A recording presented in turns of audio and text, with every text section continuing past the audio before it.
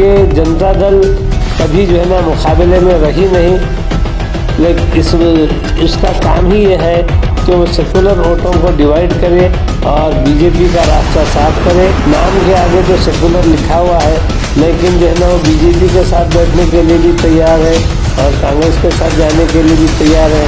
शर्त सिर्फ ये थी कि उन्हें चीफ मिनिस्टर बनाया जाए। बार बार अपने आप को किंग मेकर बोलते थे।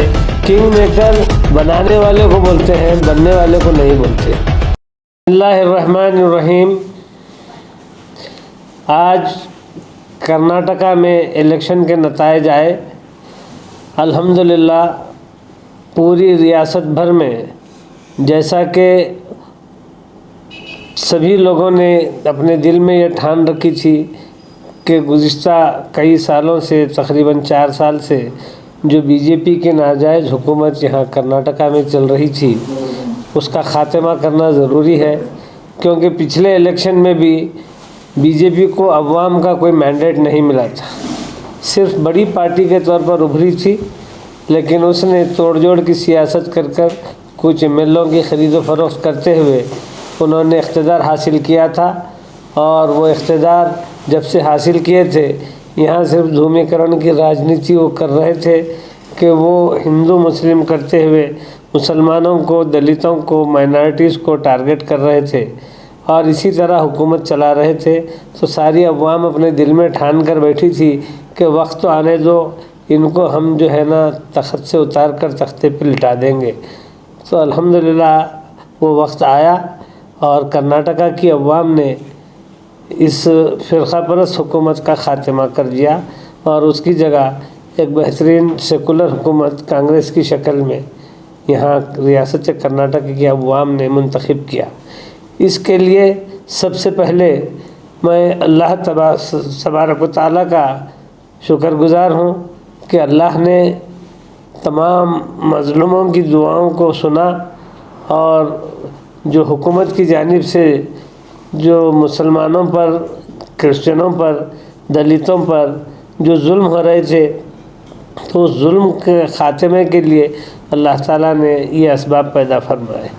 उसके बाद मैं रियासत कर्नाटका की और बिलखुसूस यहाँ बीदर शुमाल नॉर्थ असम्बली की अवाम का शुक्र अदा करता हूँ कि उन्होंने हालात को समझते हुए अपने कीमती वोट का सही इस्तेमाल किया।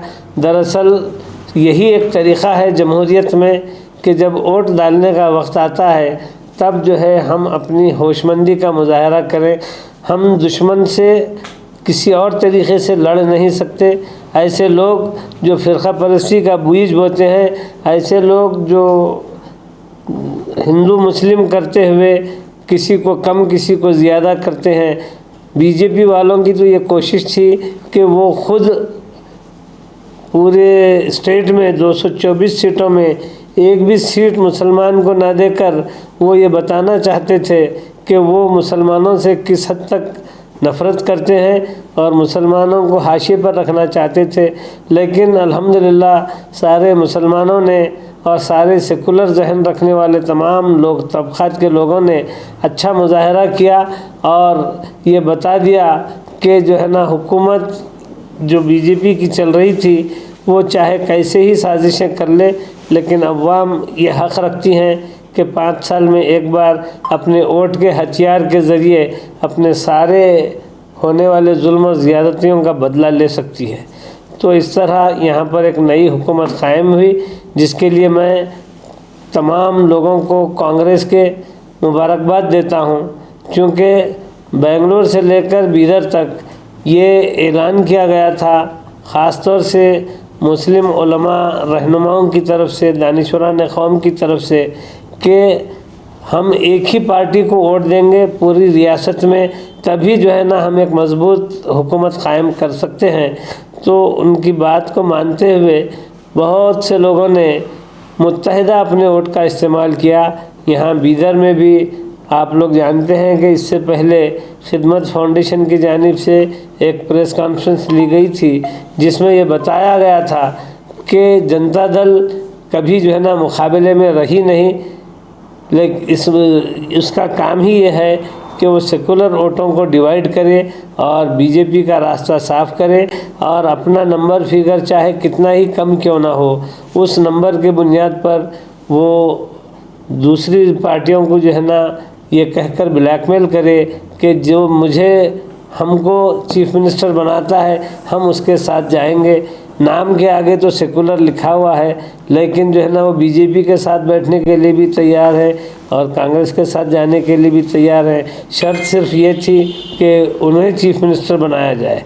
बार बार अपने आप को किंग मेकर बोलते थे। किंग मेकर बनाने वाले को बोलते हैं, बनने वाले को नहीं बोलते। तो वो किंग मेकर बोल के जो तमाशा कर रहे थे और ख़ास तौर से सेकुलर वोटों को जो डिवाइड कर रहे थे, वो तमाशा इस बार ख़त्म हो गया। वो उनको जहाँ पर रखना है अवाम ने वहाँ पर उनको ठहरा दिया। और यहाँ बीदर में जो इलेक्शन हुआ वो ये समझ रहे थे कि सेकुलरिज़म का चेहरा सामने ला लेने से, उसका लिबादा ओढ़ लेने से, चोला बदल लेने से अवाम को धोखा दिया जा सकता है। लेकिन उन्हें मालूम हो गया कि अवाम आजकल बहुत चालाक है। अवाम सोच समझ कर फैसला करती है, कौन क्या है वो अच्छी तरह जानती है। इसलिए अवाम ने बहुत सोच समझ कर फैसला किया।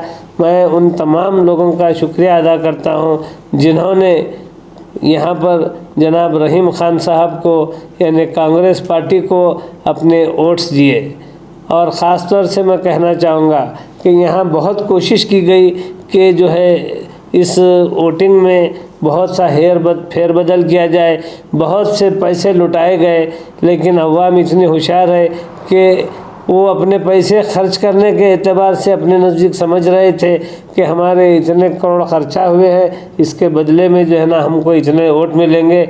लेकिन अवाम ने बता दिया आज रिज़ल्ट पर कि पैसे उनके ज़रूर वो लोग खर्चा किए होंगे, लेकिन जो पैसे नहीं खर्चा करे उनको जो है ना उन्होंने अपने वोट दिए। अब्दुल रहीम खान साहब के लिए मोहब्बत हमारे पूरे कॉन्स्टिट्यूंसी में जो है ना देखी गई। बगल बिला लिहाज मज़हब व मिलत और तमाम तबक़ात के लोगों ने उनका साथ दिया। लिंगायत समाज ने भी साथ दिया, मराठा समाज ने भी साथ दिया, धनगर समाज ने भी साथ दिया, SC ST तबक़ात ने भी साथ दिया, क्रिश्चियन भाइयों ने भी साथ दिया। गर्ज़ वो तमाम तबक़ात छोटे बड़े सारे लोगों ने अब्दुल रहीम खान साहब को अपना कायद मानते हुए, एक सेकुलर किरदार का हामिल आदमी मानते हुए कि उन्होंने कभी कोई भेदभाव नहीं किया, बल्कि हर एक के साथ उन्होंने इंसाफ किया, हर एक के साथ अच्छा रहे, हर एक के काम में आए। और ख़ास तौर से उन्होंने जो डेवलपमेंट के जो काम किए उसको देखते हुए अवाम ने उनको बहुत अच्छे मैंडेट से अच्छी जो है ना उससे ख़त्म किया। मैं आप तमाम लोगों का, शहर की तमाम अवाम का शुक्रिया अदा करता हूँ और उम्मीद करता हूँ कि आप अपने इत्तेहाद को इसी तरह बरकरार रखेंगे। पिछली जो आपने प्रेस कॉन्फ्रेंस की थी रहीम खान के सपोर्ट में, उसके बाद कई आरोप आप पर भी लगे हैं कि मंसूर कादरी जो है रहीम खान के पास पैसे लेकर ऐसे बयानात दे रहे हैं, तो उन लोगों को क्या कहना चाहेंगे? नहीं, वैसे तो ये बात एक अलहदा बात है, मैं उनका जवाब नहीं देना है इसीलिए कोई जवाब नहीं दिया था। लेकिन मैं आपको ये कहना चाहता हूँ कि दुनिया जानती है कौन है झूठे कौन सच्चे। चोरों को सब नज़र आते हैं चोर, अच्छों को अच्छे। ओल्ड सिटी में ये कहा जा रहा था कि रहीम खान के खिलाफ जो है खिलाफत बढ़ गई है, इस बार उनका जीतना नामुमकिन है। तो इस जीत को आप क्या कहेंगे कि जो लोग ये कह रहे थे वो झूठे साबित हुए हैं? नहीं, ये तो अवाम का फ़ैसला ये बता दिया कि मुखालिफत अगर किसी से है तो वाकई किसी बात के लिए हो सकती है किसी से मुखालिफत। लेकिन हमने अपने तमाम वीडियोज़ में यही बात कही कि अपनी मुखालिफत को शख्सियत की हद तक महदूद रखिए, ये पूरे समाज में अपनी मुखालिफत को मत फैलाइए, क्योंकि जो अक्सरियती राय होती है वो बड़ी अहम होती है। और मैंने ये भी बताया था कि यहाँ पर अक्सरियत का जो फ़ैसला होता है, अक़लियत को उस फ़ैसले को मानना ही पड़ता है। यकीनी तौर पर कुछ लोग जो है ना मुखालिफत में हो सकते हैं, लेकिन जब वक्त आता है तो उन सारे लोगों को एक होना पड़ता है। और जो है ना यही बात हम समझा रहे थे कि अक्सरियती रुझान रहीम खान साहब के हक़ में है, तो फिर चंद लोग क्यों मुखालिफत करके ये जोखिम लेते हैं कि खुदा न खास्ता अगर कुछ वोटों से अगर हार जाते हैं तो फिर सारा इल्ज़ाम उन्हीं पर आता है। तो इसके लिए हम बता रहे थे कि ऐसा मत कीजिए, अपने वोटों के इत्तेहाद को ख़त्म मत कीजिए, यही एक तरीक़ा है हुकूमतों के बदलने का। और हमने ये नारा दिया था कि हमको हुकूमत बदलना है, एमएलए बदलना नहीं है। जेडीएस के पिछले चुनाव के रिकॉर्ड अगर देखें और इस बार के रिकॉर्ड को अगर देखें तो इस बार जेडीएस ने बहुत ज़्यादा वोट लिए हैं बीदर से, बहुत ज़्यादा वोट बैंक बना है। तो क्या आने वाले चुनाव में जेडीएस भी जीत सकती है? नहीं, मैंने पहले भी प्रेस कॉन्फ्रेंस में बताया था कि 1994 में जेडीएस दूसरे नंबर पर आई थी। उस वक्त के एतबार से वो भी बहुत ज़्यादा वोटी थे, यानी 25,000 वोट वहाँ के उस वक्त के जीते हुए उम्मीदवार जुल्फ़िकार हाशमी ने हासिल किए थे। तो उनके पीछे जो सेकंड नंबर पे थे जेडीएस के उम्मीदवार अमरुद चिमकोड़ साहब, वो 22,000 वोट लिए थे, यानी कम ही वोटों का अंतर था। आज भी जो है ना 94 के बाद आज 2023 में दूसरी मर्तबा जेडीएस दूसरे नंबर पर आई है।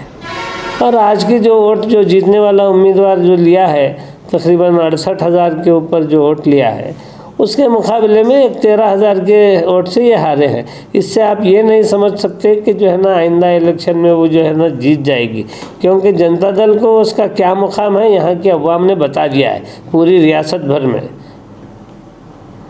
सर, आपके ऊपर और एक एलिगेशन ये लगाया गया है कि आप जो कि जामा मस्जिद है वहाँ के जो प्रॉपर्टी है उसमें आप कब्जा कर बैठे हैं, वहाँ का किराया नहीं दे रहे और खाली नहीं कर रहे। मैं एलिगेशंस की बात ही करना नहीं चाहता था। मैं आपको एक बात बताऊं, किसी बिल्डिंग का किराएदार मैं साल में एक मरतबा किराया देता हूं।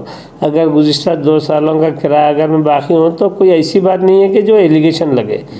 और दूसरी बात, ये जो स्विमिंग पूल को वक्त की प्रॉपर्टी बताते हैं, जबकि उसकी जगह के बाजू जो है ना तरकारी मार्केट है, और उसी सर्वे नंबर का बाजू एक फंक्शन हॉल बन रहा है, उसको 15 दिन पहले जो है ना डिप्टी कमिश्नर एनए करके देता है। क्या इसी पट्टा लैंड कोई वक्फ लैंड हो सकती है?